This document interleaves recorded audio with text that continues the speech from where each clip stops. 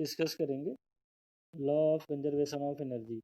तो law of conservation of energy states that energy can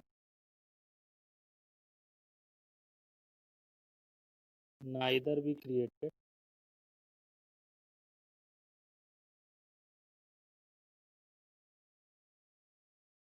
nor destroyed.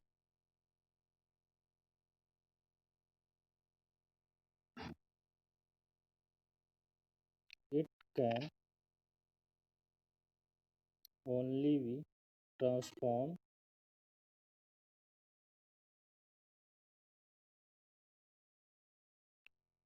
from one form to another.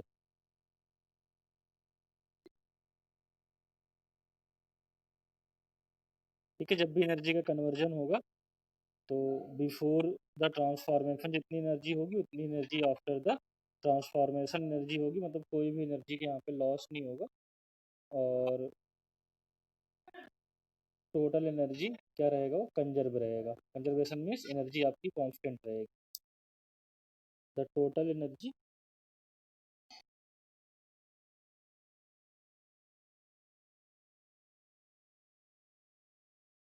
The total energy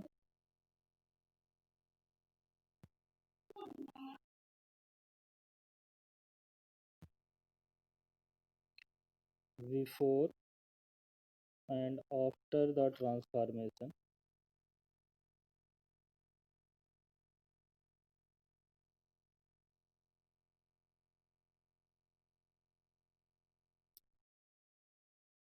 total energy before and after the transformation remains same।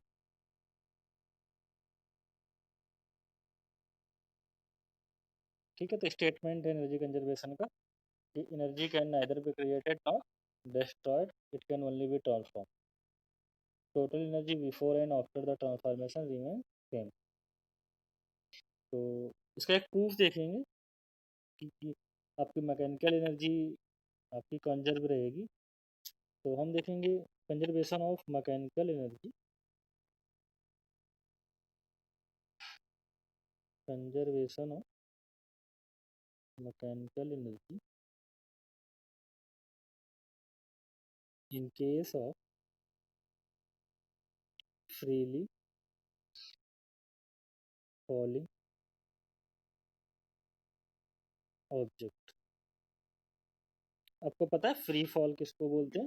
जब किसी object को एक particular height से हम release कर देते हैं, मतलब उसको वहाँ पर रिलीज करते हैं और उस पॉइंट पे उसकी इनिशियल वेलोसिटी जीरो होती है और ग्रेविटेशनल के इन्फ्लुएंस में वो आपका फॉल करता है, तो उसको हम बोलते हैं फ्री फॉल बोलते हैं उसको हम।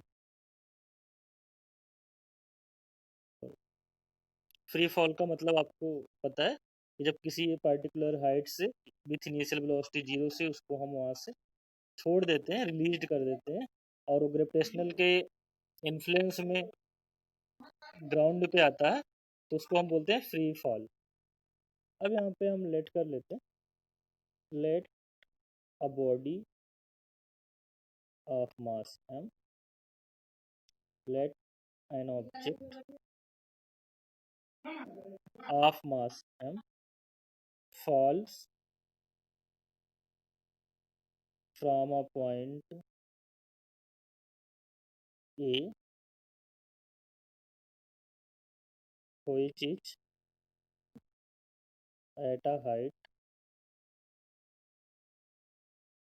h from the ground।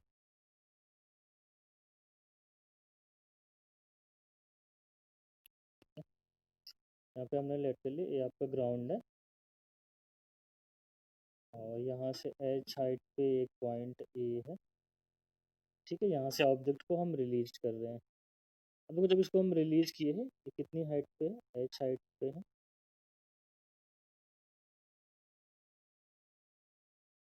तो लेट कर लेते हैं, जब ग्राउंड पे एक पॉइंट है आपका C और इन दोनों के बीच में एक पॉइंट है आपका B यहाँ पे। ठीक है, देखो हमने कौन कौन सा पॉइंट ले लिया, इन बिटवीन पॉइंट B ले लिया ठीक है, just reaching the ground point है, एकदम ग्राउंड पे रीच हो जाएगा तब तो स्टॉप ही हो जाएगा ना वहाँ पे, उसकी वेलोसिटी जीरो हो जाएगी, लेकिन जस्ट स्ट्राइकिंग द ग्राउंड, ठीक है, उसके बिफोर का पॉइंट है सी, और इन दोनों के बीच में एक पॉइंट बी है। अब यहाँ पे देखो इसको हमने रिलीज किया है, ठीक है, तो यहाँ पे u इक्वल टू आपका इसका जीरो होगा, इनिशियल वेलोसिटी क्या होगी इसकी जीरो, और पता है एक्सलरेशन a इक्वल टू क्या लेते हैं माइनस जी लेते हैं। तो हम लेट कर लेते हैं जब a से x डिस्टेंस से फॉल किया तब यहाँ पे b पॉइंट आया, और b पॉइंट पे इसकी वेलोसिटी हम लेट कर लेते हैं v डैश है, और just before striking the ground पे इसकी वेलोसिटी को लेट कर लेते हैं v, v is the velocity just before striking the ground. तो ये वाला आपका बनेगा कितना, ये बनेगा h माइनस एक्स, ठीक है। तो अब देखो, अब हमें क्या करना है कि हमें मैकेनिकल एनर्जी का कंजर्वेशन देखना है, और मैकेनिकल एनर्जी आपकी होती है M E for mechanical energy, mechanical energy होती है sum of potential energy plus kinetic energy. तो mechanical energy is the sum of potential energy plus kinetic energy,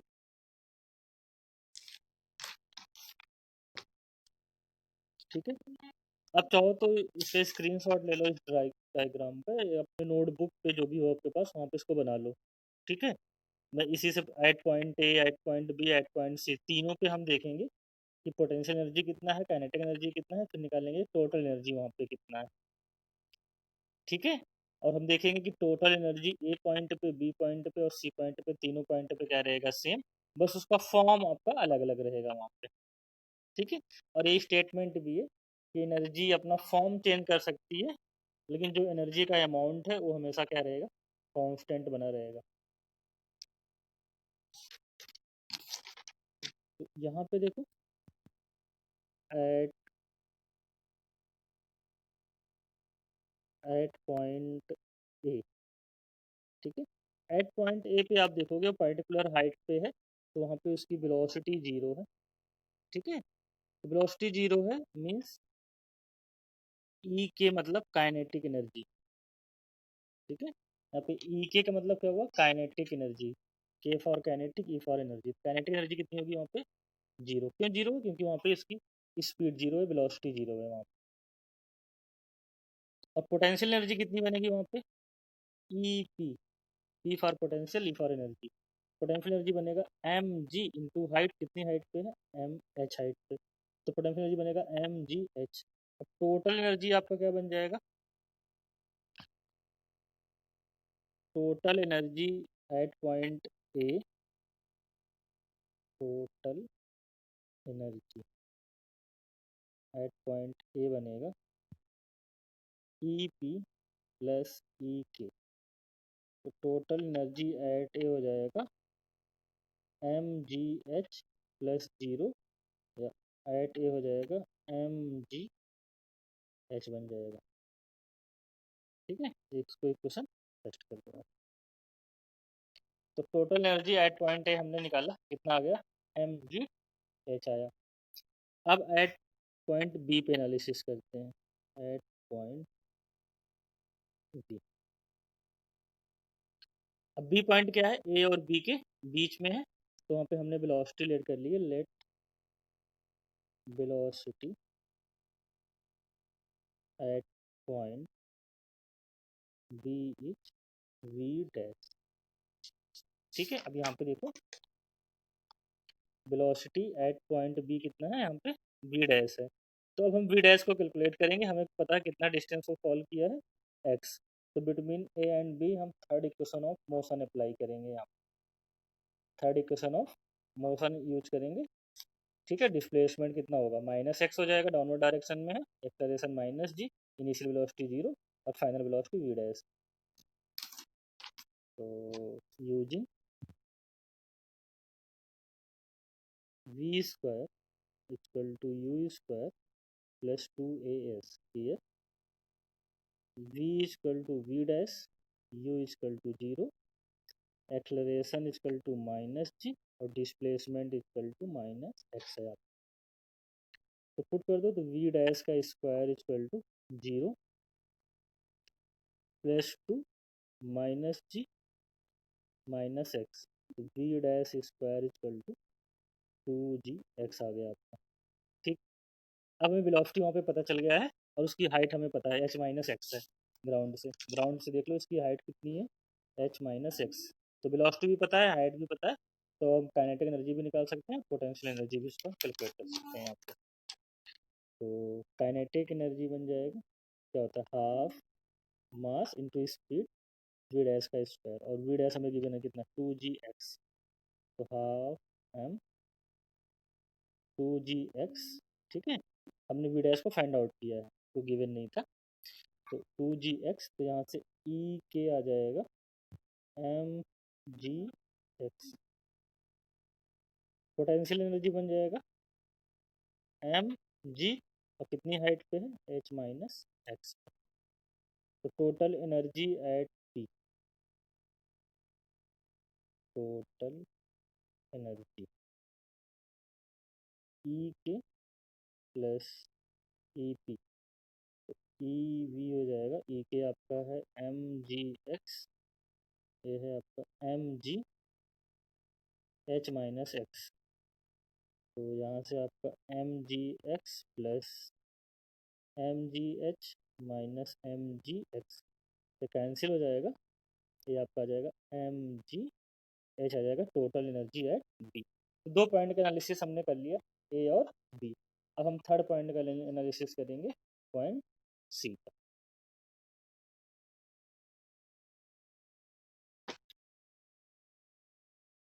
at point C, let velocity at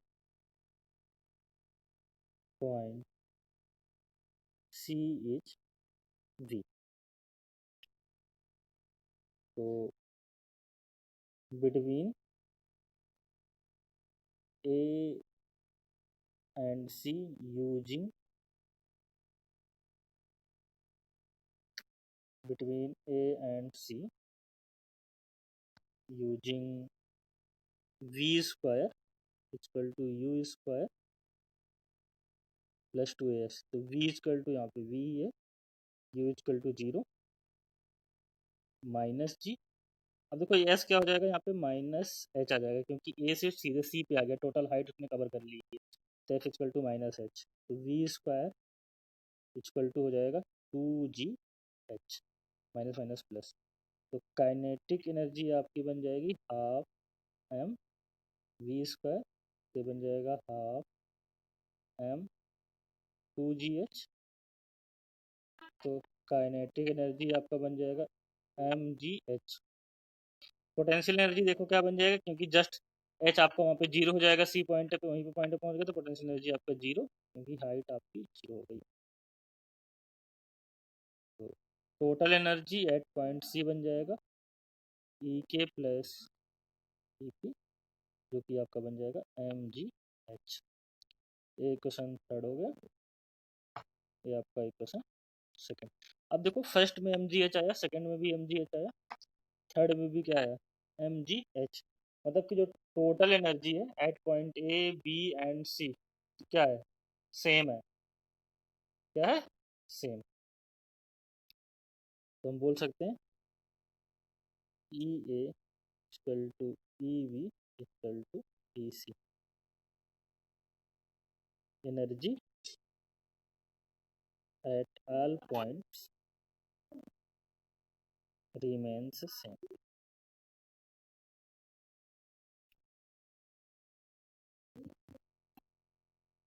तो ये आपका proof हो गया, mechanical energy conservation का proof, कि एनर्जी का केवल फॉर्म चेंज हो सकता है, टोटल एनर्जी हमेशा क्या रहेगी, सेम रहेगी। तो देखो अगर आपसे पूछे तो पॉइंट ए पे एनर्जी का फॉर्म क्या है, तो पॉइंट ए पे एनर्जी केवल पोटेंशियल एनर्जी के फॉर्म में है, केवल पोटेंशियल एनर्जी उसके पास है। अब जैसे जैसे फॉल करता जाता है, पोटेंशियल एनर्जी काइनेटिक एनर्जी में भी चेंज होती जाएगी, बी पे देखोगे तो पोटेंशियल एनर्जी भी है इसके पास, प्लस इसके पास है काइनेटिक एनर्जी भी। और पॉइंट सी की बात करोगे तो पॉइंट सी पे केवल काइनेटिक एनर्जी है, पोटेंशियल एनर्जी यहाँ पे जीरो है। नेक्स्ट हम डिफाइन करेंगे पावर। तो पावर को हम डिफाइन करते हैं the time rate of doing work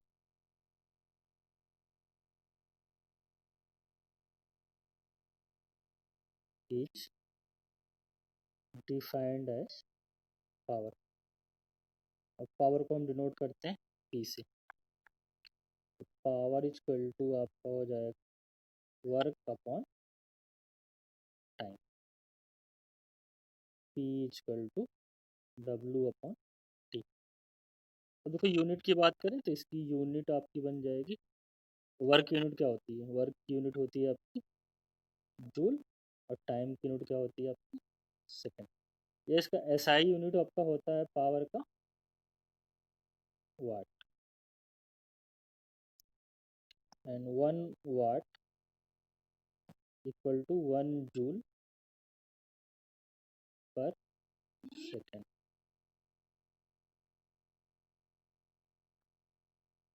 1 watt equal to 1 joule per 1 second. तो डिफिनीशन ऑफ 1 वाट आपसे पूछा जाता है एग्जाम में। तो डिफिनीशन ऑफ 1 वाट, तो 1 वाट की डिफिनीशन क्या होगी, if 1 joule work is done in 1 second then power will be 1 watt. ठीक है, अगर 1 जूल का वर्क हम 1 सेकेंड में करते हैं तो पावर कितनी आएगी वहाँ पे, 1 वाट बन जाएगी। तो when 1 joule work is done, when 1 joule work is done in 1 second, then power will be of 1 watt। ठीक है, पावर की कुछ बिग यूनिट्स भी होती हैं जैसे किलोवाट। 1 किलोवाट इसको जो बिगर यूनिट है तो 10⁻³ होता है। या मेगावाट है तो 1 मेगावाट इक्वल टू 10⁶ और 1 गीगावाट इक्वल टू होता है 10⁹ इसकी एक पॉपुलर यूनिट है हॉर्स पावर।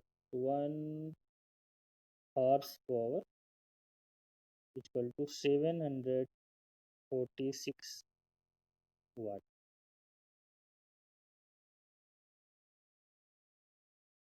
ठीक है, तो पावर को हमने डिफाइन किया time rate of doing work, कि आप यूनिट टाइम में कितना वर्क कर रहे हैं, that will be the power. Unit of power will be assigned to watt, 1 watt equal to 1 joule per second. And definition of 1 watt, if 1 joule work is done in 1 second then power will be 1 watt। The bigger unit of power is kilowatt, megawatt, gigawatt। The conversion factor is given, 1 kilowatt is equal to 10⁻³ watt, 1 megawatt is equal to 10⁶ watt, and 1 gigawatt is equal to 10⁹ watt। Also there is a popular unit 1 horsepower, so 1 horsepower is equal to 746 watt।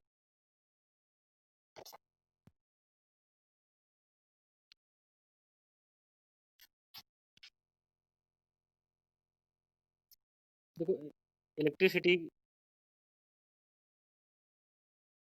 को हम जो consume करते हैं, जैसे आपके जो electrical devices लगी हुई हैं घरों में जैसे, तो क्या करती है एनर्जी को कंज्यूम करती हैं। तो वहाँ पे हम पावर को डिफाइन करते हैं रेट ऑफ एनर्जी कंजम्पशन। कैसे डिफाइन करते हैं, रेट ऑफ एनर्जी कंजम्पशन मतलब P equal to E upon T. ये क्या है, energy consumed per unit time, तो उसको भी क्या बोलते हैं पावर। जैसे अगर हमारा घर में बल्ब है 7 वाट का बल्ब है, तो 7 वाट के बल्ब का मतलब होता है कि ये बल्ब 1 सेकेंड में 7 जूल की एनर्जी को कंज्यूम कर लेगा।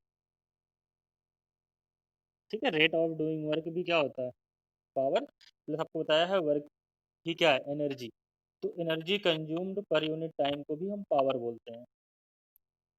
यहाँ से एनर्जी इक्वल टू हम लिख सकते हैं पी इंटू टी भी लिख सकते हैं। एनर्जी कंजम्पशन क्या हो जाएगा, पावर इंटू टी।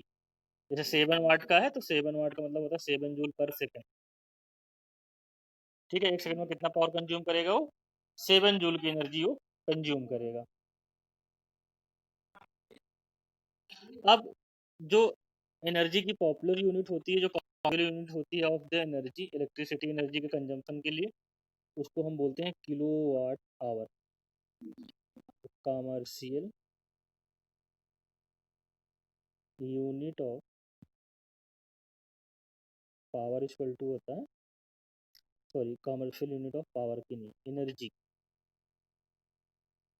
उसे हम बोलते हैं किलो वाट आवर। देखो यहाँ पे पावर की यूनिट किस में, वाट में रहती है, टाइम की यूनिट किस में, सेकंड में रहता है। तो सेकंड को यहाँ पे आवर में ले लिया और पावर को किस में ले लिया, किलोवाट में। तो किलोवाट आवर को कमर्शियल यूनिट होती है एनर्जी की, इसको बोलते हैं 1 यूनिट। 1 किलोवाट आवर का मतलब होता है 1 यूनिट। तो जो एनर्जी कंजम्पशन हमारा मीटर में दिखाता है, कैसे दिखाता है, यूनिट वाइज दिखाता है। ठीक है, और जो इलेक्ट्रिसिटी बिल हम पे करते हैं वो भी किस में करते हैं, यूनिट्स में करते हैं, जो जितनी यूनिट्स की एनर्जी आपकी कंज्यूम होती है। अब देखो जितनी एनर्जी हम किसका इलेक्ट्रिसिटी बिल देते हैं, हम एनर्जी का बिल देते हैं आपका। तो 1 किलोवाट आवर का मतलब क्या होता है, द यूनिट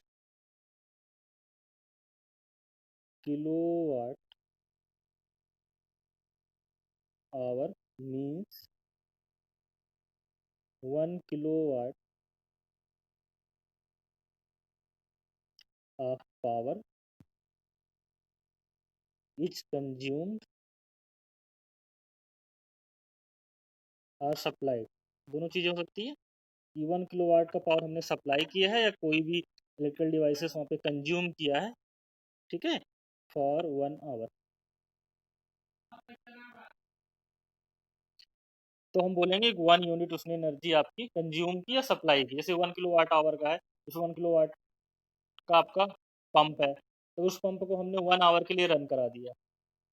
ठीक है, 1 आवर के लिए हमने रन कराया है, तो जो एनर्जी कंज्यूम करेगा बोलेंगे 1 किलोवाट आवर एनर्जी कंज्यूम किया, या बोलेंगे 1 यूनिट एनर्जी आपकी कंज्यूम हुई वहां पे। तो 1 kilowatt hour is equal to 1 kilowatt into 1 hour. Kilowatt का मतलब 10 की पावर 3 वाट, इंटू 1 आवर का सेकंड में कन्वर्ट करेंगे तो 60 into 60 second. Watt 60 into 60 into 10 की पावर 3 को लिख सकते हैं 3.6 इंटू 10 की पावर 6 जूल।